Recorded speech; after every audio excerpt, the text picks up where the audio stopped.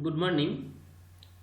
Today I am going to discuss a question from quantum mechanics. So let us see first the question. Derive Planck's law from de Broglie's wave equation. So we have to derive Planck's law. We have to show that Planck's law from de Broglie's wave equation. So let us see the solution.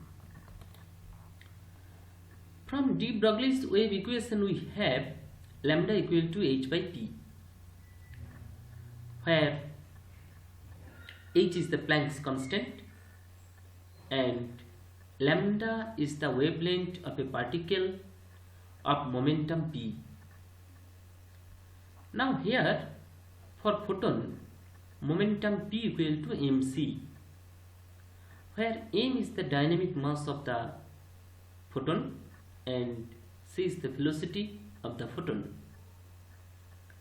So in place of p in this equation we can write mc because of p equal to mc. So lambda equal to h by mc, and in next step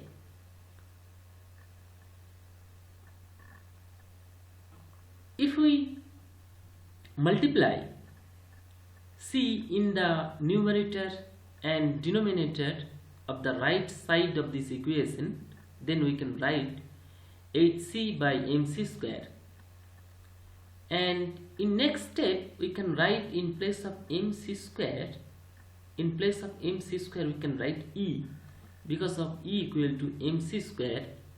This is famous relativistic mass energy relation in special theory of relativity, and here is the energy of photon and m is the dynamic mass of photon and c is the velocity of photon. So in place of mc square we can write e. So in next step we can write e equal to hc by lambda. This lambda comes here and we can write e equal to hc by lambda. Again we know nu lambda equal to c, and in place of c by lambda we can write nu, which is the frequency of the photon. So E equal to h nu, this is Planck's law, and which is derived from de Broglie's wave equation. Thank you.